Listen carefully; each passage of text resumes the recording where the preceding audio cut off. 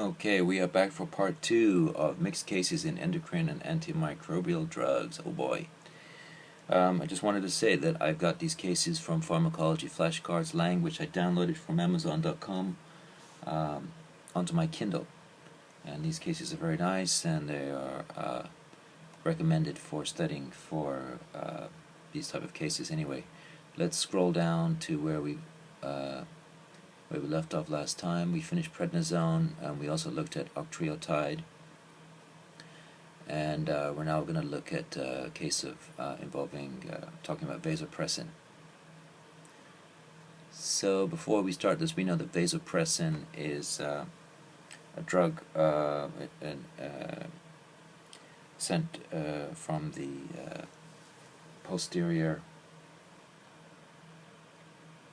pituitary gland.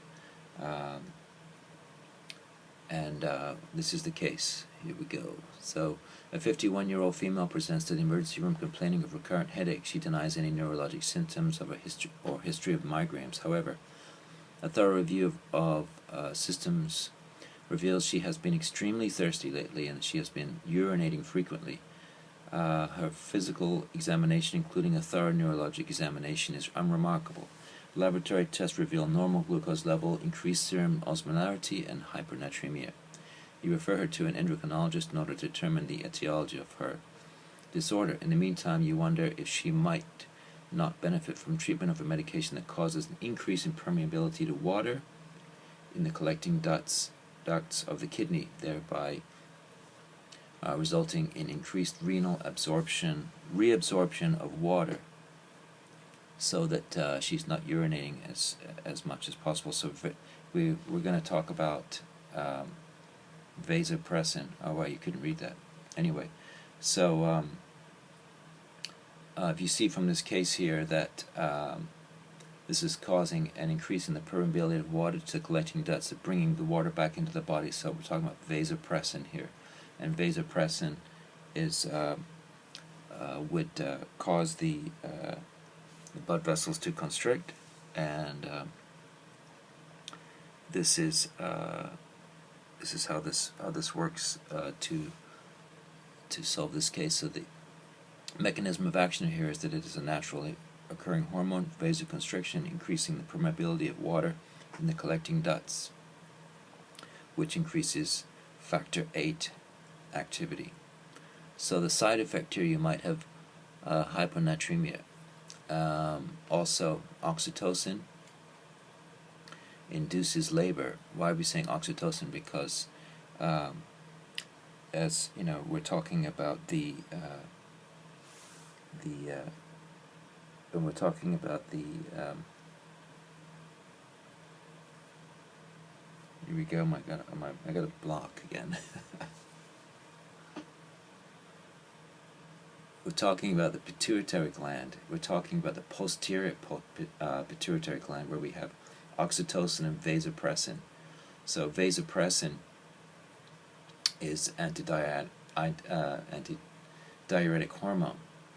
So this is going to tell the body to hold on to water.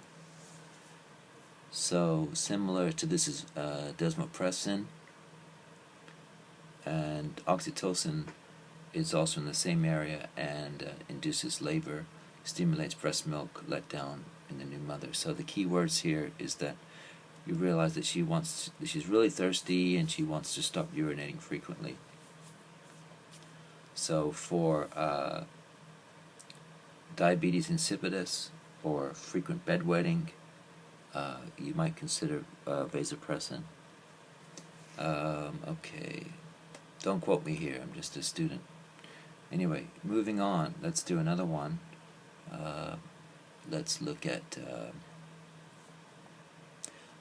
we're going to talk about propylthyrosol, and this is a key case here, and I think quite easy to understand. A 39-year-old woman presents to the ER complaining of a racing heart. She tells you that she has experienced these sorts of palpitations several times over the past 6 months.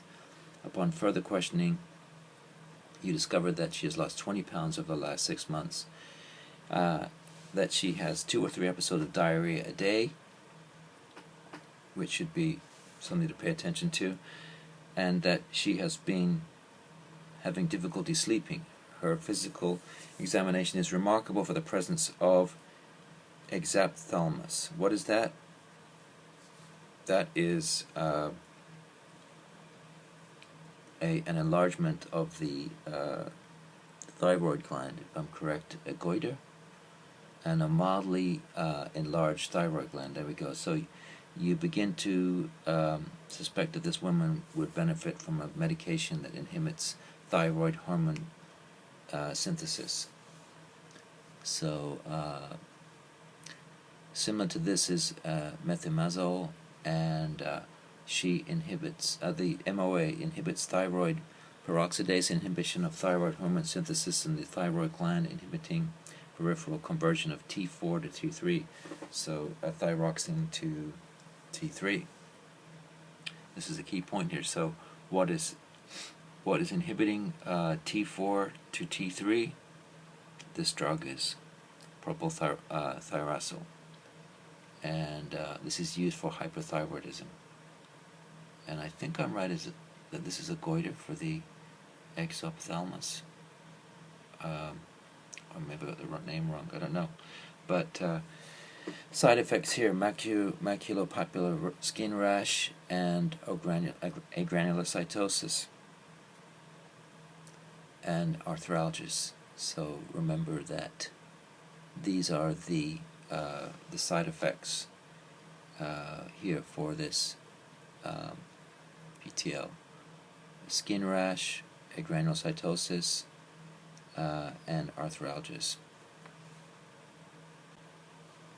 Okay, so you can see I made a big mistake. This is not a goiter. This is the bulging of the eyes. So we're talking about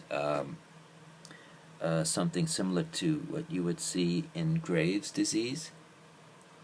So don't make a mistake like I did, that in hyperthyroidism you're going to see this ophthalmos, which is it should be a clue in the name right here, that the eyes are bulging here, and that these are classic symptoms, a classic presentation of hyperthyroidism.